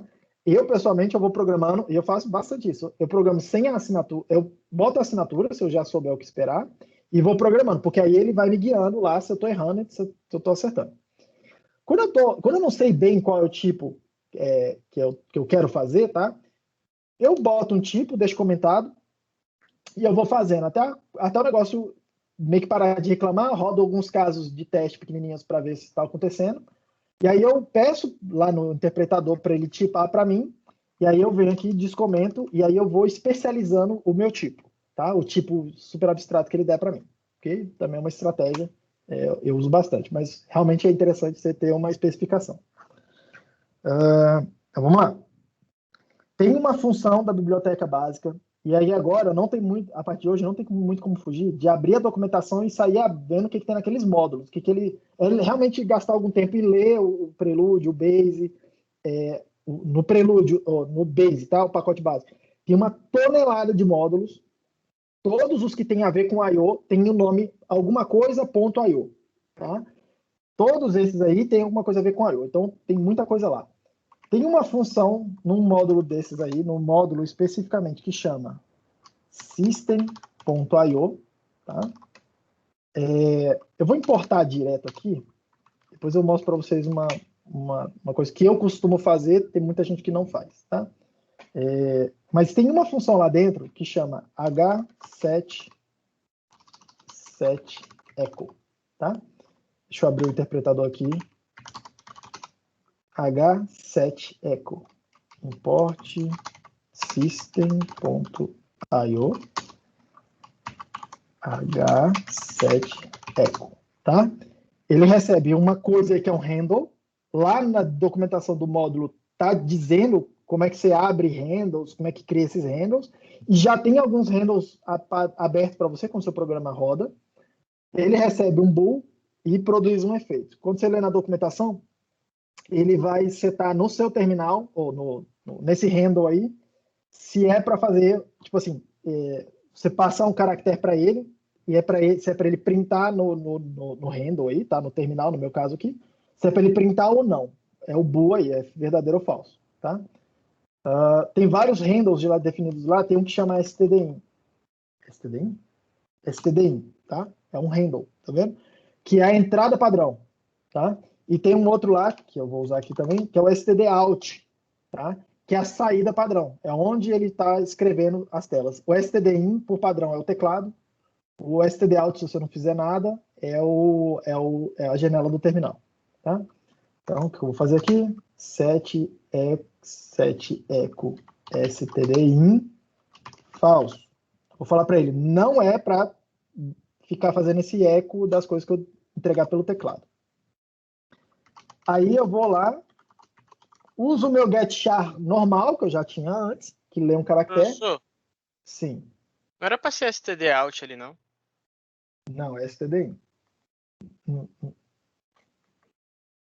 Tá. É que você não quer mostrar na tela, né? na tela. Isso. Mas eu não quero, eu não quero, vamos lá, por partes. Eu não quero mostrar o stdout onde eu mostro as coisas. Eu não quero que as coisas que chegaram pelo stdin sejam, entre aspas, copiadas, né? Ecoadas no stdout. Entendeu? Tá, É isso ok. que essa setEco está fazendo. Beleza? Beleza. Só, vamos lá. Eu desabilitei o eco, li o caractere, só que eu vou habilitar o eco de novo, porque eu quero deixar o meu terminal como ele estava, porque depois eu vou precisar ficar ecoando caracteres na segunda parte do jogo, tá? Então, eu vou aqui desfazer o que eu fiz. Opa! Desfazer o que eu fiz, tá? Habilitar de volta, ok? Um padrão bem comum de coisa imperativa, né?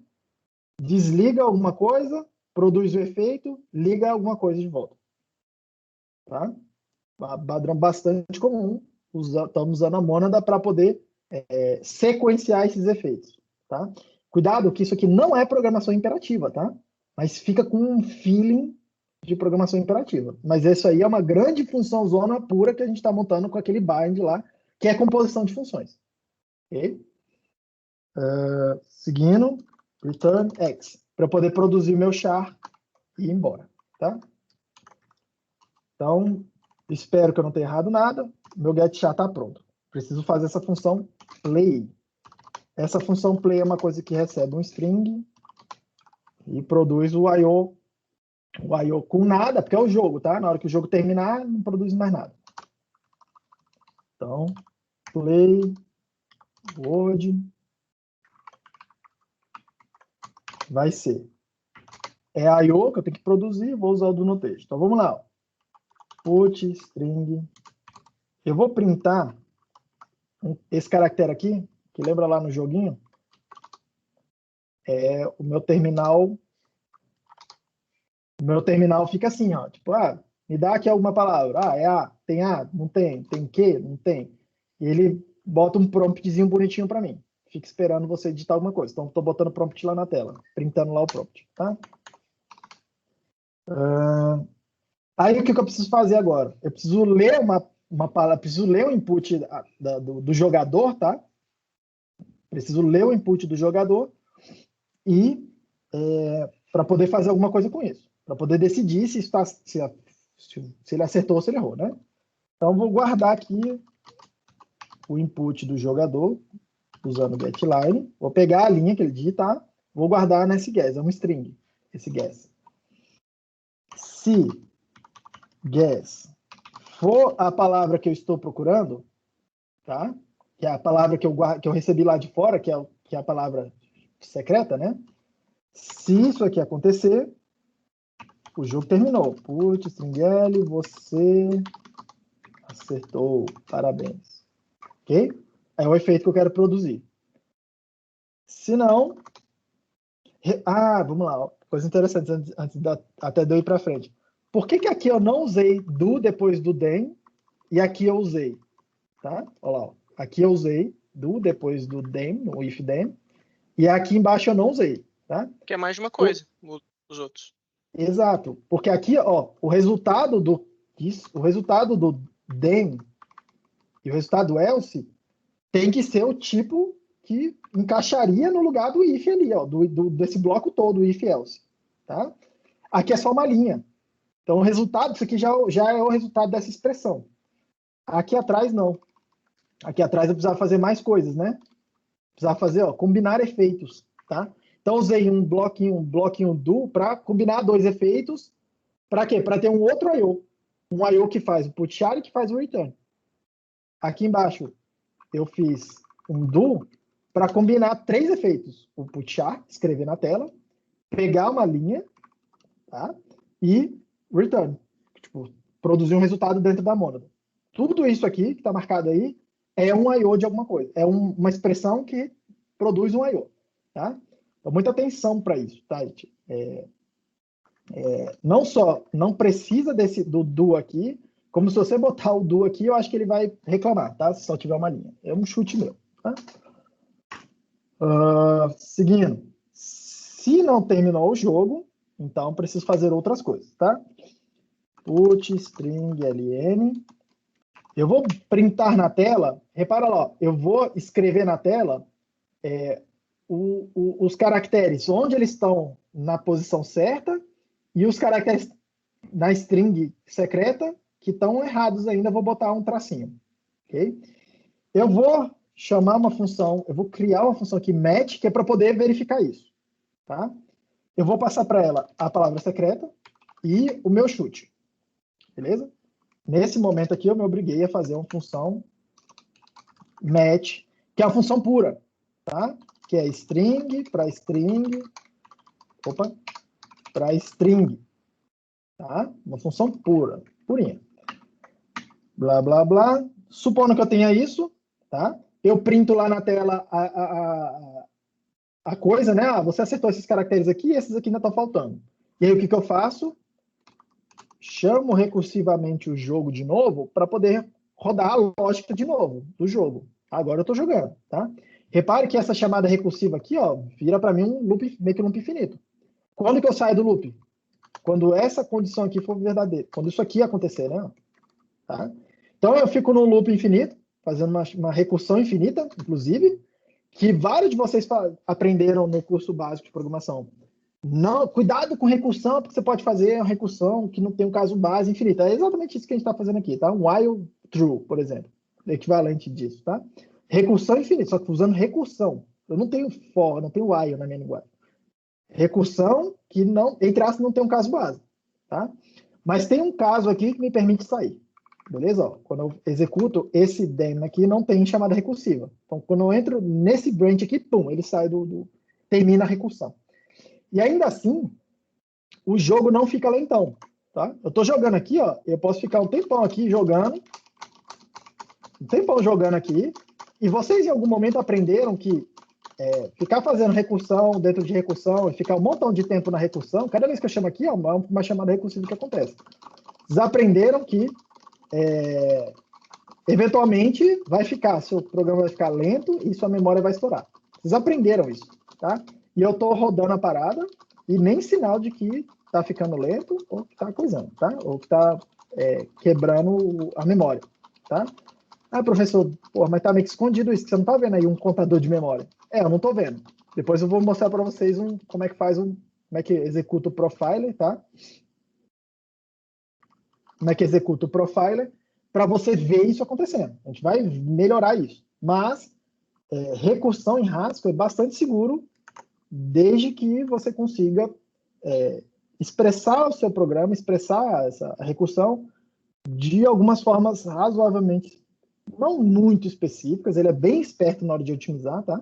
Ele consegue reescrever as recursões para você, mas, assim, em resumo, e adiantando um pouco de coisa que a gente vai ver na história de desempenho, toda vez que a última coisa que acontecer for a recursão, tá? Isso aqui é algo que a gente vai chamar de recursão de cauda.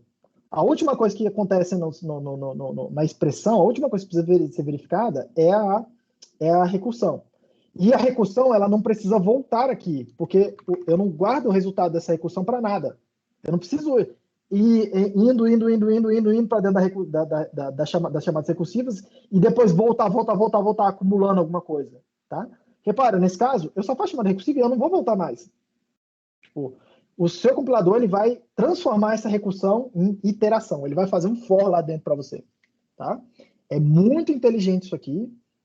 E tem, para variar, tá? Tudo em Haskell, tem vários papers acadêmicos que mostram como que faz isso, qual a melhor forma de fazer isso, quais os casos que o compilador não vai conseguir tratar, várias otimizações internas lá, matematicamente provadas que elas vão dar certo, que elas vão melhorar, que elas vão funcionar. Tipo assim, essa que é a vantagem de usar, entre aspas, tá? uma linguagem um pouco mais acadêmica, ou que pelo menos bebe muito dessa fonte acadêmica, tá? Isso aqui deve resolver para a minha lógica do jogo. Falta fazer essa função match, né? Que recebe, ó, xs e ys. E aí, eu preciso produzir uma lista. Eu vou usar compreensão de listas para fazer isso, tá? É uma sintaxe que a gente não ficou exercitando muito, mas nesse caso particular aqui eu acho que vai ser um pouco mais simples. Eu vou escrever e vocês vão ver o que vai acontecer. Então, vamos lá. O que eu quero fazer? Vamos por partes aqui. Se, tá? Se x for um elemento da lista YS, isso está escrito aí. Se x for um elemento da lista YS, se x está dentro dessa lista YS, tá? Então, eu printo o x. Ok? Se o x for o elemento do YS, eu deixo o x lá na lista. Ele vai ficar visível lá na lista. Tá? Que é isso que eu quero que aconteça no meu joguinho. Se ele não for um elemento da minha lista, tá? Eu vou printar esse caractere aqui, um tracinho, o underscore. Beleza? E quem que é esse x? X vai ser produzido a partir dos elementos da lista XS. Então, o que está escrito aqui? Tá? O que vai acontecer? Ele vai pegar, olha, do lado direito da barrinha. Para cada elemento da lista XS, cada elemento eu estou chamando de X. Então, eu vou pegar o primeiro elemento da lista, é o X. Aí eu executo o que está do lado de cá. Se esse X for um elemento da lista YS, que é a segunda lista, então o resultado é X. O resultado da lista final naquela posição, que é a primeira. Se não, o resultado na lista de saída, na primeira posição, é tracinho. Aí ele vai para o próximo elemento da lista XS. Pega o segundo elemento, bota guarda nessa variável X, faz a mesma coisa. O resultado disso aqui tudo vai ser o que vai ser colocado na segunda posição da lista. E faz isso para todos os elementos da lista. Tá? Então, repare que isso aqui é uma forma de descrever um loop. Tá? Vai no primeiro elemento da lista XS, testa se ele está no YS, se ele tiver, bota ele na lista final, na primeira posição. Aí vai, próxima iteração do loop, segunda posição, pega o elemento da lista XS, da segunda posição, testa se ele está no YS, em qualquer lugar do YS, tá? Perceba, em qualquer lugar do YS, se é um elemento da lista. Se for, coloca ele lá, se não, bota o tracinho. Ok? Espero que todo mundo tenha entendido a mecânica disso, a dinâmica disso. Isso aqui deve ser suficiente. Stack, GHC, e aí é aquela hora que a gente reza para não ter feito besteira. Opa, besteira, peraí. Ele fez a coisa certa ali, sem o menos O. Ele produziu um executável lá, Hangman, para mim, tá? Hangman, pá. Putz, tem alguma coisa que eu não sei o que é. Vou dar um Ctrl C aqui para parar, Hangman. Pense em uma palavra. Vou dar uma palavra para ele. Agora eu fico tentando adivinhar. Tem A? Não tem. Tem I? Tem I. Pô, você já sabe qual que é a palavra, né? Tem I? Tem I. Tem L? Pô, tem L também. Então só pode ser Edil. Acertei. Muito criativo esse professor. Todo mundo entendeu, pessoal? Mais ou menos a dinâmica de produzir, de programar com os efeitos? A ideia básica é essa que eu passei aqui para vocês. Meio que com isso aqui, acho que vocês conseguem meio que se virar bastante, tá?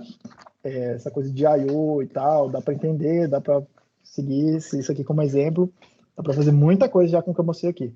O que vocês precisam ver? Começar a olhar a documentação e achando funções de I/O já prontas. Tem muita coisa já pronta nas bibliotecas, tá?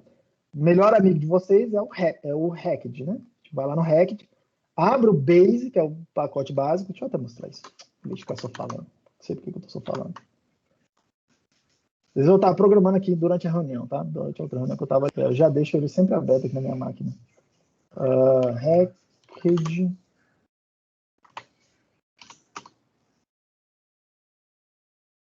I/O. Vem aqui na busca, procura pelo Base.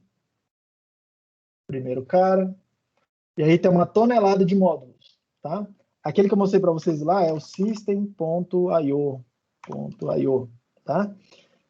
Tem vários e vários módulos aí, tá? Tem esse CPU time para mexer com o tempo, né? O tempo lá da CPU, o environment, que é para pegar as variáveis de ambiente que você define, tá? O main é para mexer com memória. Tem várias coisas, tá? Mas, por exemplo, esse system.io aí, tem aí dizendo o que é o handle, o que são file paths, tá? Para você passar coisas de arquivos para ele. Já tem o std-in, o std-out e o std-erro. Quem programa em C sabe o que é isso. Mas está escrito aí também, tá?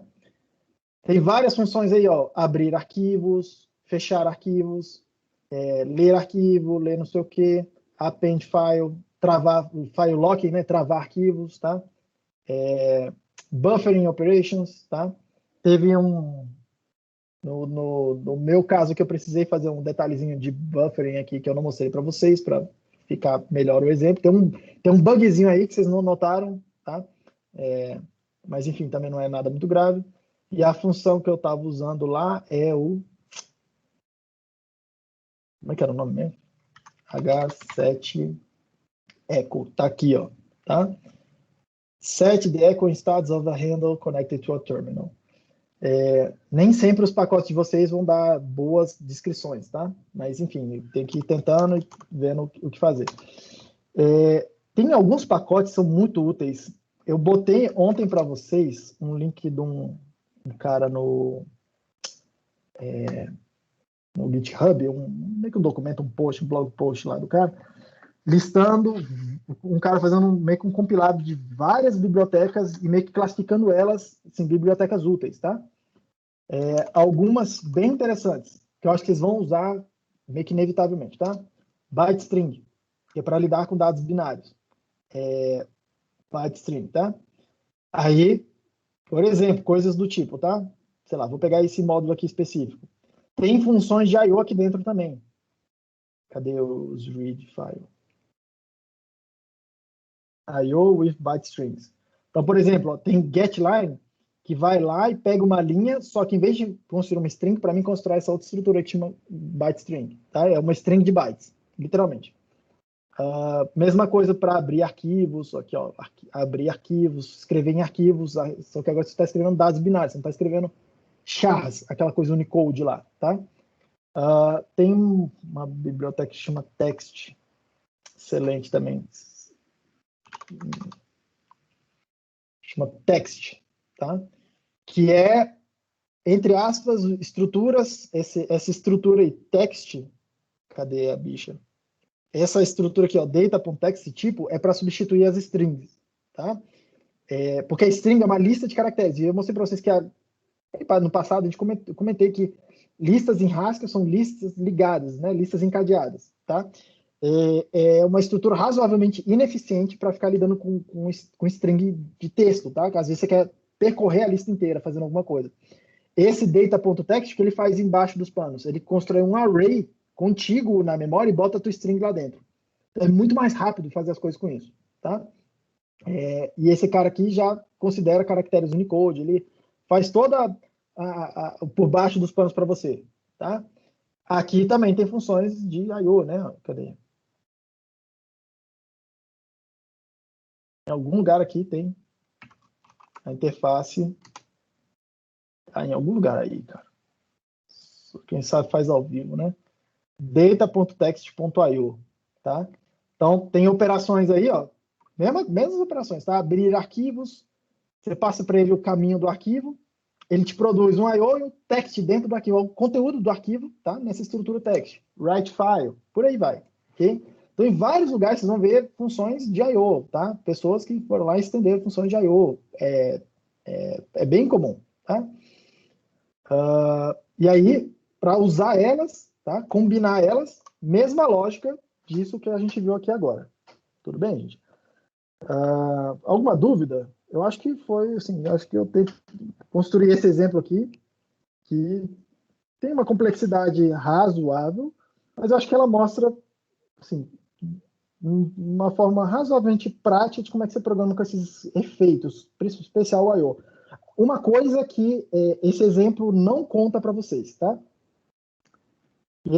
Ele passa a impressão errada. Eu até pensei em um outro exemplo, tentar fazer um outro exemplo melhor, mas isso aqui eu achei que era razoável. Ele passa a impressão para vocês que quando você está mexendo no I/O, a maior parte do seu código vai ser mexendo no I/O. Repare que é o que aconteceu aqui, ó. Tudo isso aqui que eu estou marcando em amarelo é código que tem a ver com I/O. É código, entre aspas, impuro, é código que tem efeito. e tem um pedacinho só do meu programa, 2 linhas, que é código puro, uma função pura, que não tem nada a ver com efeitos. Tá? Mas não é isso que acontece normalmente. Tá? Normalmente tem um montão de código que é funções puras, um montão mesmo de funções puras, e um pedacinho só de código que é de I/O, que é para você fazer uma casquinha, para você poder pegar os dados do mundo externo e trazer para dentro, processar eles lá dentro e jogar eles de volta lá fora. Tá? Essa casquinha faz isso, pega os dados para dentro, chama a tua função pura. Aí teu programa gigante, às vezes é um programão puro, terminou de executar, a última coisa que ele produziu, você joga para fora de volta usando a casquinha do I/O. Tá? Normalmente é assim, a cara desse treco. Tá? Vou mostrar um exemplo aqui para vocês, só para não falar que não está muito abstrato. Tá? Um exemplo, quem está fazendo a disciplina do Eduardo aí, é o primeiro trabalho dele. Acho que agora eu já posso mostrar que não tem mais problema, né? Data, não. Source. Repara, esse módulo aqui, tá? Tem um codificador e o decodificador de código de Huffman, né? Esse módulo aqui não tem nada de I/O acontecendo aqui dentro, tá? Apesar de que tem um system.io unsafe aqui, que eu não vou explicar para você o que acontece, porque eu estava debugando algumas coisas, isso aqui vai sair daqui, tá? Enquanto eu estava desenvolvendo, eu não limpei o código. Mas isso aqui tem mais ou menos 350 linhas, tem umas 50 a 70 linhas que vão sair daí ainda, que eu vou limpar, são funções que eu percebi que eu não preciso delas, tá? Ou que eu já reescrevi elas de forma mais compacta, mas ainda estão um pouquinho de código flutuando aqui. Tudo puro, tá? Tudo puro. Com exceção, tá? E isso aqui é uma coisa que eu quero mostrar para vocês, com exceção de uns pedacinhos que é state. A monadal state, tá? Por exemplo, essa função aqui, ó, tem a ver com o state, lá como você tá pequeno, eu acho. Tem a ver com aquele state que a gente tá fazendo. Olha a assinatura da função lá, tá? State. Estou usando do notation, mas é código puro ainda, tratando o estado, tá? Fazendo uma máquina de estados para resolver um pedacinho do problema. Mas é pedacinhos do problema aqui dentro. E aí tem um outro módulo, que é o main, que é onde eu boto o programa principal, tá? Para fazer o programa na linha de comando, que tem um monte de imports, bem comum de Haskell, tá? Um monte de imports, umas definições de tipos. Tem uma main, que cuida do I/O, tá? E tem um pedacinho de função aqui ainda, pura, só para poder fazer o parsing da linha de comando, tá? Para eu poder ir passando opções, passando caminhos de dados quando eu chamar o programa na linha de comando. Mas repare, é um pedacinho de, sei lá, 15 linhas, mais ou menos, de I/O e 300 linhas de código puro. Isso aqui é uma cara mais comum de programas em Haskell, tá? Você fica um tempão programando na coisa pura, raciocinando, fazendo provas, se for sua pegada, testando o código puro, fazendo a coisa toda, e depois você vem aqui e encapsula tudo no I/O, tá? E, repare, tá? A única coisa que eu estou fazendo é usando uma função aqui, ó, encode, que é uma das funções que está lá definida naquele módulo grandão que vocês viram, e do lado de cá tem um decode, que é uma outra função daquelas lá, tá? Que são as portas de entrada, as funções de entrada. Recebe os dados, codifica a porra toda e produz o bitstream, produz os dados que eu tenho que salvar. O decode pega os dados que estão salvos no arquivo, decodifica a parada toda, tá? Já pega só os dados, decodifica, vai produzir novos dados, esses novos dados têm que ir para um outro arquivo, tá? Olha lá, o write file, fazendo o I/O. Write file aqui. Beleza, gente? Essa é a cara mais comum de programas em Haskell, tá? Pouquinho só de I/O, pouquinho assim, comparado com o resto da lógica do programa, tá? Alguma dúvida, gente?